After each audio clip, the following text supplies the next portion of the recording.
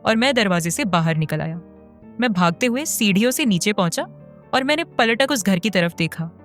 उस घर की छत पर वही भयानक बूढ़ी औरत खड़ी थी, अपने अजीब ढंग से आड़े टेढ़े मुड़े हुए शरीर के साथ वह छत पर खड़ी होकर मुझे देखती रही। मैं नीचे खड़ा उसे देखता रहा। फिर मैं उस जगह से नीचे ढलान की तरफ भागने लगा, इस बात की परवाह किए बिना कि मुझे वहां क्या मिलेगा, पर मैं भागता रहा। मुझे मेरे पीछे से किसी और के भी भागते कदमों की आवाज सुनाई पड़ रही थी। मैंने पलटक पीछे देखा, मगर अंधेरे की वजह से मुझे कुछ नहीं दिखा। पर मैं जानता था कि यह वही बुढ़िया है जो मुझ पर हमला करने के लिए मेरे आसपास ही दौड़ रही है और सही मौके का इंतजार कर रही है, मगर वह मेरे करीब नहीं आ पा रही थी, क्योंकि मेरी मुट्ठी में हनुमान जी की एक छोटी सी मूर्ति थी। भागते भागते मैं उस जंगल से बाहर निकलकर एक सड़क में जा पहुंचा। ये वही सड़क थी जो मेरे गांव को जाती थी, मगर अभी भी मेरा गांव बहुत दूर था। सड़क में पहुंचकर मैंने पलटकर जंगल की तरफ देखा। मेरे पीछे वह जंगल था, वह घना काला जंगल। मैं जानता था कि उस जंगल में अंधेरे में खड़ी वह मुझे देख रही थी, पर खुशकिस्मती से वह मेरे करीब नहीं आ सकी, क्योंकि मेरी मुट्ठी में हनुमान जी की मूर्ति थी। उस भयानक परिस्थिति से मुझे हनुमान जी ने बचाकर बाहर निकाला, इसलिए मैं दिल से हनुमान जी का धन्यवाद देता हूँ। जय हनुमान। मेरा नाम निशांत विजली है। मैं आज आपको मेरे साथ घटी एक सच्ची डरावनी घटना के बारे में बताने वाला हूँ, जो मेरे साथ आज से 14 साल पहले घटी थी। मैं उस वक्त अलास्का के एक छोटे से गांव में रहता था। मेरा गांव किसी जन्नत से कम नहीं था। घर से बाहर निकलकर आंखें खोलो तो मेरे गांव की ऊंची ऊंची बर्फीली पहाड़ियां देखने को मिलती थी। चारों तरफ हरे हरे मैदान थे, बीच में बहती नदी, नीला आसमान था। वह सब किसी खूबसूरत पेंटिंग के समान दिखाई देता था। लेकिन इन खूबसूरत वादियों के अलावा वहां उस जगह में कई डरावनी चीजें भी थीं, जिसके बारे में ज्यादा लोगों को मालूम नहीं था, या शायद वह उसके बारे में बात नहीं करना चाहते थे। उस वक्त मैं 8 साल का था और मेरे डैड एक ट्रक ड्राइवर थे, इसलिए वह लंबे समय तक घर से दूर ही रहा करते थे। कभी कभी तो वह हफ्तों तक घर नहीं आते थे और मेरी मम एक हॉस्पिटल में नर्स थी। कभी कभी उन्हें लेट नाइट शिफ्ट भी करनी पड़ती थी और मुझे घर पर अकेला रहना पड़ता था। मुझे अकेले रहने की आदत भी पड़ चुकी थी। मुझे अकेलेपन में मजा आता था। वैसे भी हमारे गांव में ज्यादा लोग नहीं थे। वह एक छोटा सा ही गांव था।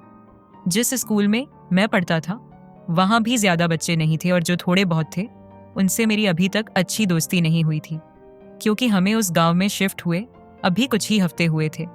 वह गांव, वहां के लोग और वह स्कूल मेरे लिए नया ही था, इसलिए मुझे उनसे घुलने मिलने में काफी समय लग गया था। जब कभी मेरे मॉम डैड की छुट्टी होती तो वह मुझे घुमाने लेकर जाते थे और हम लॉन्ग ट्रिप पर निकल जाते या फिर जंगल में कैंपिंग वगैरह कर लेते थे। ऐसे ही एक शाम हम देनाली नेशनल पार्क गए। वह एक विशाल फॉरेस्ट एरिया था। वह जगह हमारे लिए नई नहीं थी, मगर उस जगह में हम कम से कम 2 साल बाद आए थे, और जिस जगह पर हमने पहले कैंपिंग की हुई थी वह जगह अब बिल्कुल बदल चुकी थी। वहां पर लैंडस्लाइड्स की वजह से कई बड़े बड़े पत्थर आ चुके थे।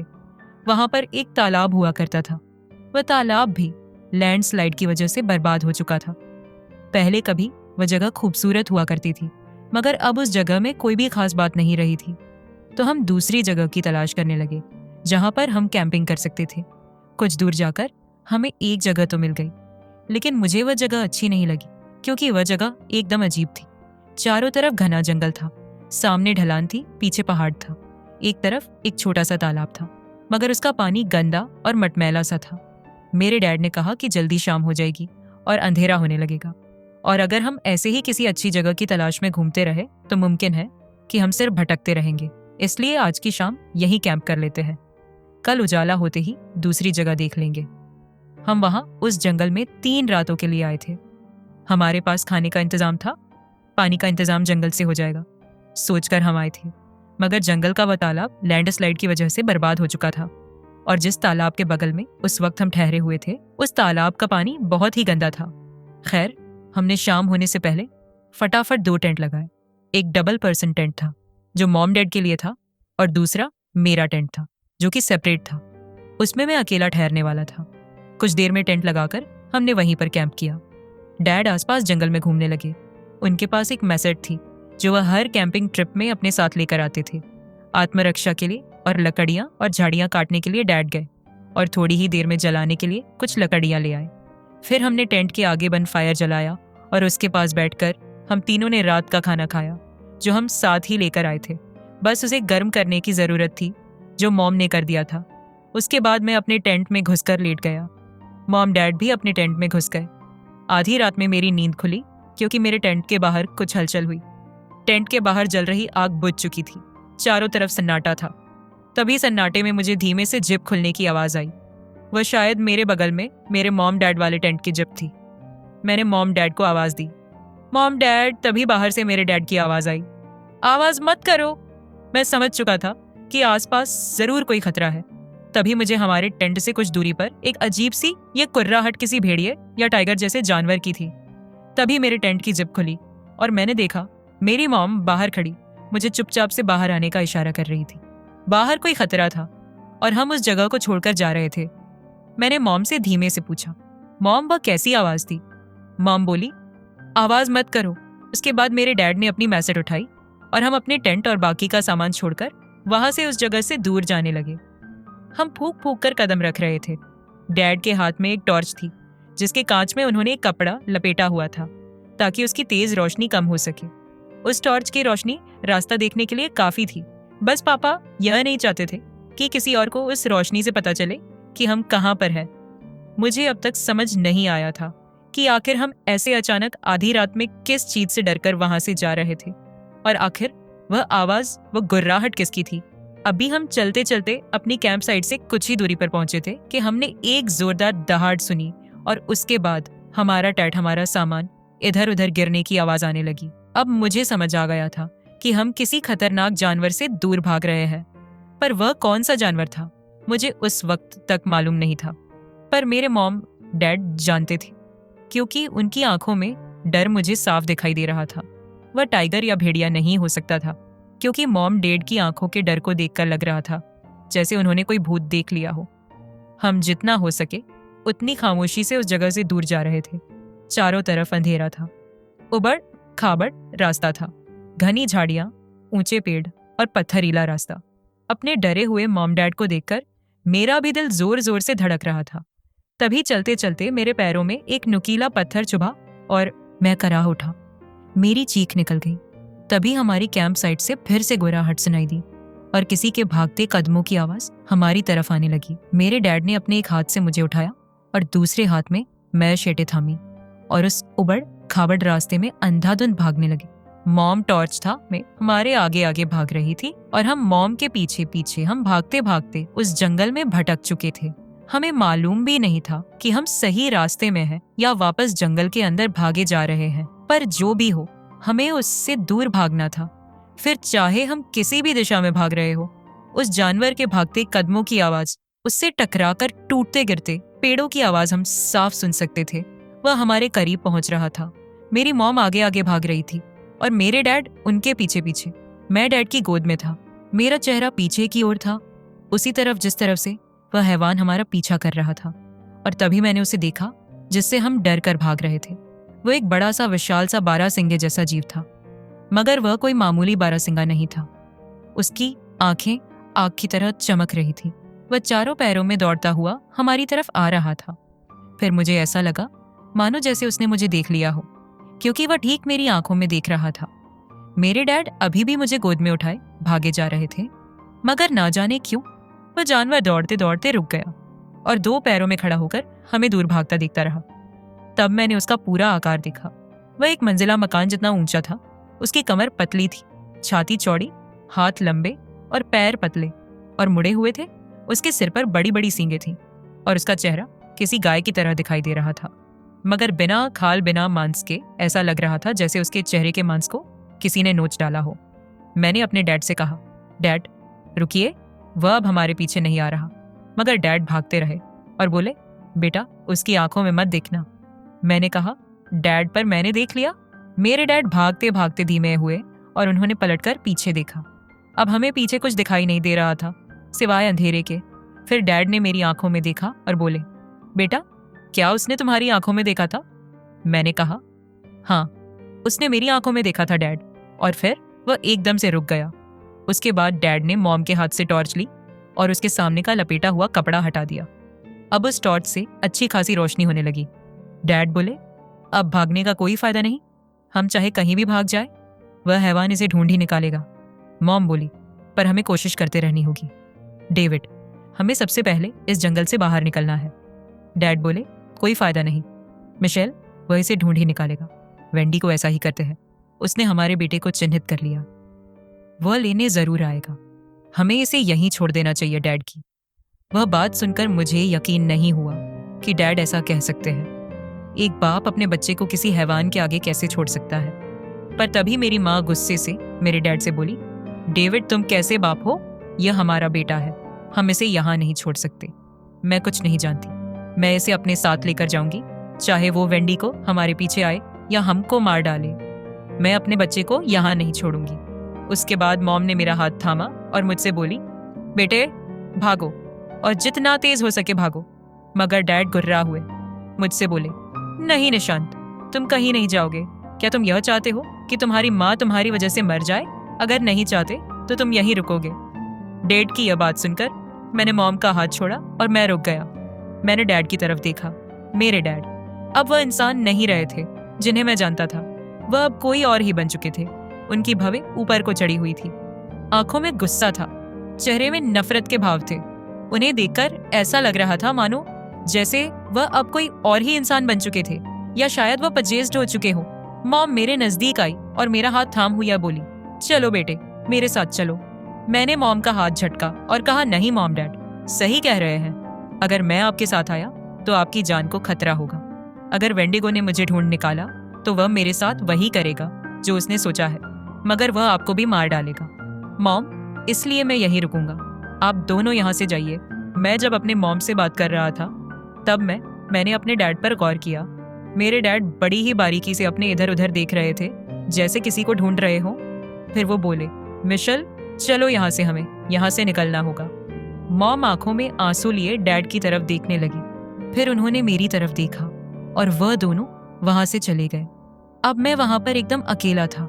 डैड टॉर्च को जलता हुआ जमीन में रखकर चले गए थे। उस टॉर्च की रोशनी के अलावा मेरे चारों तरफ सिर्फ काला घुप अंधेरा था। मैं काफी देर तक वहीं पर खड़ा रहा। मैं जानता था कि वेंडिगो मेरे पास जरूर आएगा, क्योंकि वह ऐसा ही करता है। वह अपने शिकार को चिन्हित करके छोड़ देता है, यानी कि वह अपने शिकार को चुन लेता है और फिर जब चाहे जहां चाहे अपने शिकार का पीछा करके उसे अपने तरीकों से प्रताड़ित करके मार डालता है। यह सब सोचकर मेरा दिल जोरों से धड़क रहा था, मगर मैं खुश था कि मेरी वजह से मेरे मॉम डैड को कोई आंच नहीं आएगी। मुझे अपने डैड का वह नफरत भरा चेहरा भी याद आ रहा था कि किस तरह वह मुझे यहाँ इस हैवान का निवाला बनने के लिए छोड़ गए। यह सब सोचकर मेरी आंखों से आंसू बहने लगे। मुझे मेरी मॉम का वह रोता हुआ चेहरा भी याद आ रहा था और मेरे दिल से आवाज आ रही थी, काश हम यहाँ आए ही ना होते। तभी मुझे अपने से कुछ दूरी पर किसी भारी चीज के कूदने की आवाज आई और फिर एक धीमी सी गुर्राहट। मेरे चारों तरफ सिर्फ अंधेरा था। मैं अपने चारों तरफ देख रहा था और जानता था कि वह हैवान, वह वेंडिगो उस अंधेरे में कहीं तो खड़ा है और वहां से मुझे ही देख रहा है। डर के मां मेरी आंखों से आंसू और माथे से पसीना बहने लगा। मेरा पूरा शरीर थर थर कांप रहा था। तभी मुझे उसकी एक गुर्राहट सुनाई दी। वो गुर्राहट मुझे और ज्यादा डराने के लिए थी। शायद उसे मेरे डर की गंध सूंघने में मजा आ रहा था। और फिर वह हैवान मेरी तरफ बढ़ा, क्योंकि उसके धीमे धीमे कदमों की आवाज को मैं सुन सकता था। फिर वो आवाज तेज होने लगी, क्योंकि वह मेरी तरफ दौड़कर आ रहा था। और फिर मैंने अपने सामने अंधेरे में दो लाल आंखें चमकती देखी, जो मेरी ही तरफ आ रही थी। और फिर उस अंधेरे में से निकलकर वह हैवान प्रकट हुआ। वह वेंडिगो, उसने दूर से ही दहाड़ हुए मेरी तरफ एक लंबी ऊंची छलांग लगाई। मैं समझ गया था कि मेरा वक्त आ चुका है। मैंने तुरंत अपनी आंख बंद कर ली और इंतजार करने लगा कि अगले ही सेकंड वह मेरे ऊपर गिरेगा। वह दहाड़ता हुआ मेरी तरफ बढ़ा और जैसे ही वह मेरे ऊपर गिरने ही वाला था कि अचानक उसकी दहाड़ एक झटके में बंद हो गई और मुझे मेरे आजू बाजू कुछ भारी भरकम सी चीज गिरती सी महसूस हुई। मैंने डरते डरते आंखें खोली तो देखा मेरे सामने उस वेंडिगो का कटा हुआ सिर पड़ा था और मेरे बगल में उसका धड़। मैंने आंखें उठाकर सामने देखा। सामने हाथ में मैशेस में उस वेंडिगो का खून लगा हुआ था। मैं डर से कांप रहा था और मेरे डैड हाँफ रहे थे। मैं समझ गया था कि मेरे डैड ने उस वेंडिगो के लिए जाल बिछाया था और मुझे बनाया था चारा। तभी मेरी माँ दौड़ती हुई मेरे पास आकर मुझसे लिपट गई। मैंने डैड की तरफ देखा। डैड मुस्कुराते हुए बोले, क्यों पिदी, तुझे क्या लगा? मैं तुझे मरने दूंगा। मैं दौड़कर डैड के पास गया और उनसे लिपट गया। वह हैवान मर चुका था और मैं भी आजाद हो चुका था। अब मेरे पीछे कोई वेंडिगो नहीं पड़ेगा। डैड ने उस वेंडिगो को झांसा देने के लिए वह नाटक किया था। वेंडिगोज भी ऐसा ही करते हैं, लोगों को झांसा देकर अपने पास बुलाते हैं। बस डैड ने उनके इसी पतरे का इस्तेमाल किया और उस वेंडिगो को बेवकूफ बना दिया। खैर, जो भी हो, हम उसी रात वहां से वापस आ गए। घर पहुंचकर मैंने सोचा कि आखिर वह वेंडिगो वहां आया कहां से, जबकि उनका वजूद तो सिर्फ किस्से कहानियों में हुआ करता था, और अगर उनका वजूद था भी तो आज से हजारों साल पहले। फिर अभी वह आया कहां से? फिर मुझे ध्यान आया कि जब हम उस जंगल में एंटर हुए थे तब हमें कुछ जगह दिखी थी जहां लैंडस्लाइड हुआ था। शायद वह नॉर्मल लैंडस्लाइड नहीं था, बल्कि वह जमीन खोदकर वहां से बाहर निकला था। पर डैड ने तो एक को मार डाला था। पर क्या हो अगर वहां एक वेंडिगो नहीं, कई सारे हो, क्योंकि लैंडस्लाइड सिर्फ एक जगह में नहीं बल्कि उस जंगल में कई जगहों में हुआ था। मेरा नाम राहुल है। जब मैं क्लास 10वीं में फर्स्ट रैंक लाकर पास हुआ तब पापा ने खुश होकर मुझे एक नया कैंपिंग टेंट गिफ्ट किया, क्योंकि मेरे पापा जानते थे कि मुझे कैंपिंग करना कितना पसंद है। मैं अक्सर अपने घर के बाहर बहती एक छोटी सी नदी के किनारे बेडशीट का टेंट बनाकर उसमें खेलता रहता था। जब डैड ने मुझे वह नया कैंपिंग टेंट लाकर दिया तब मैं बहुत खुश हुआ। अब मैं टेंट बनाने के लिए बेडशीट का इस्तेमाल नहीं करता था। खैर, उसके 2 साल बाद जब मैंने 12वीं भी पास कर लिया तब कॉलेजेस में एडमिशन लेने से पहले मैंने और मेरे 3 दोस्तों ने प्लान किया कि हम एक रात जंगल में कैंपिंग करेंगे। मैंने अपने डैड को बताया। मेरे डैड मान गए। बस वह इतना बोले कि जंगल में ज्यादा अंदर मत जाना और नेटवर्क के दायरे में ही रहना। मैंने डैड को प्रॉमिस किया कि मैं ऐसा ही करूंगा। अगली सुबह मेरा दोस्त रोहन अपनी डैड की कार ले आया। सबसे पहले उसने मुझे मेरे घर से पिक किया और फिर बंटी और बबलू को उनके घर से पिक किया। उसके बाद हम निकल पड़े अपने ट्रिप पे। वह सफर 4 घंटे का था। दिन में करीब 3 बजे हम एक जंगल के पास पहुंचे। जंगल के बाहर सड़क में हमने कार पार्क की और पैदल जंगल के अंदर घुसे। मौसम सुबह से ही बिगड़ा हुआ था, लेकिन वहां तक पहुंचते पहुंचते बारिश होने लगी थी और जंगल के अंदर एक अजीब सा अंधेरा छाने लगा, क्योंकि बादलों ने उस इलाके को पूरी तरह से ढक लिया था। हम जंगल के अंदर बहुत देर तक पैदल चलते रहे। रोहन ने बताया कि जंगल के अंदर एक बहुत ही खास स्पॉट है जहां पर वह पहले भी कैंपिंग कर चुका है, इसलिए हम उसके बताए स्पॉट की तरफ चलते रहे। रास्ते में काफी घनी कांटेदार झाड़ियां थी और बारिश की वजह से काफी कीचड़ भी हो रहा था। एक फ्लैशलाइट मेरे हाथ में थी और दूसरी बबलू के हाथ में। चलते चलते एक जगह में बंटी कीचड़ में फिसलकर गिर गया और उसने खुद को संभालने के लिए बबलू को पकड़ा तो बबलू के हाथ से फ्लैशलाइट नीचे गिर गई और एक पत्थर से जाकर टूट गई। अब हमारे पास सिर्फ एक फ्लैशलाइट थी। हम उसी एक फ्लैशलाइट के सहारे जंगल में चलते रहे। चलते चलते हम उस जंगल के बहुत अंदर पहुंच चुके थे। रोहन बोला, बस दोस्तों, हम पहुंच ही गए। उसके कुछ मिनट बाद हम एक साफ समतल जगह में खड़े थे। रोहन बोला कि यही वह जगह है। वह जगह वैसे तो कुछ ज्यादा खास नहीं थी, बस साफ और समतल जगह थी। इसके अलावा तो वहां कुछ भी खास नहीं था कि हम इतना चलकर वहां तक आए। खैर, अब हम वहां पहुंच ही चुके थे तो हमने अपना टेंट लगाना शुरू किया। हम 4 लोग थे, इसलिए एक बड़ा फरपर टेंट हम साथ लेकर आए थे जिसके अंदर हम चारों फिट हो सके। जब हम टेंट लगा रहे थे तब हमने गौर किया कि वहीं कुछ दूरी पर एक जोड़ी पुराने बूट्स रख रखे हुए थे, मानो जैसे किसी ने उन्हें उतार कर वहां पर रखा हो और बाद में जाते वक्त उन्हें वहीं भूल गया हो। लेकिन फिर मेरे मन में सवाल आया कि आखिर वह अपने बूट्स वहां पर छोड़कर क्यों गया, या फिर वह वापस गया ही नहीं। मेरे दोस्त रोहन ने वह बूट्स उठाए और उन्हें वहां से दूर घने पेड़ों की तरफ फेंक दिया।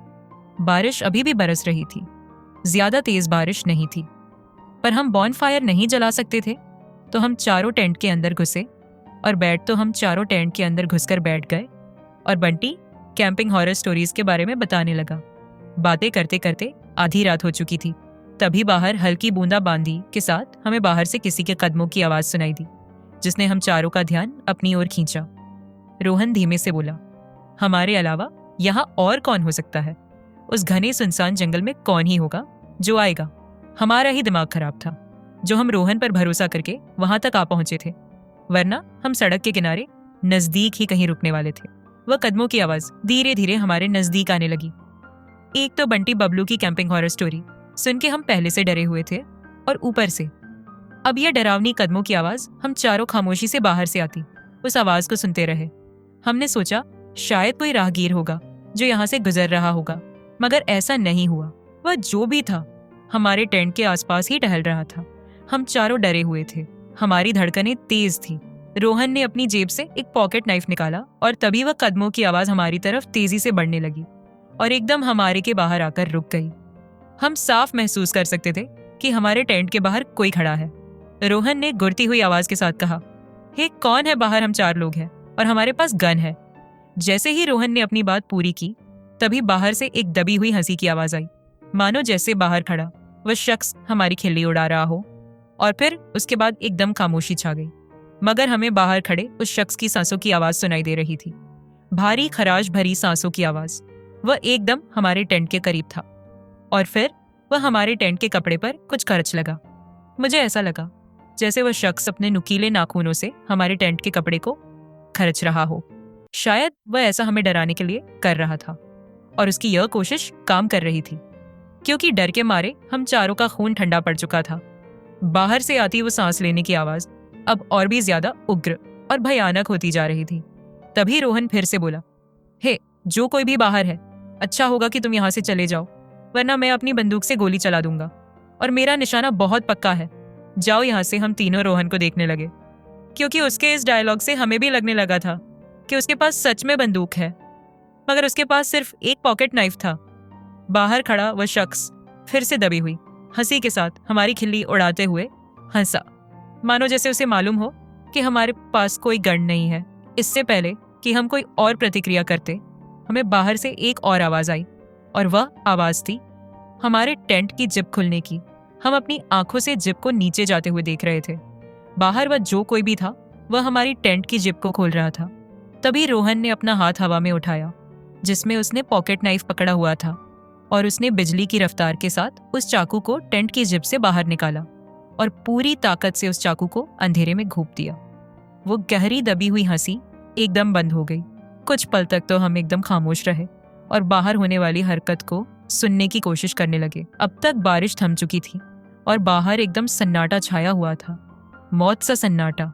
कांपते हाथों से मैंने फ्लैशलाइट ऑन की और टेंट की आधी खुली हुई जिप से बाहर रोशनी डाल के देखा। तब जो हमने देखा वह देखकर हम सबके होश उड़ गए। हमारे टेंट के एंट्रेंस के एकदम सामने एक जोड़ी बूट रखे हुए थे और रोहन का चाकू उन बूट्स में से एक बूट में ढसा हुआ था। दोस्तों, अगर आपको यह कहानी अच्छी लगी तो इस वीडियो को लाइक ज़रूर करें। अगर आपने अभी तक चैनल सब्सक्राइब नहीं किया तो सब्सक्राइब कर लें।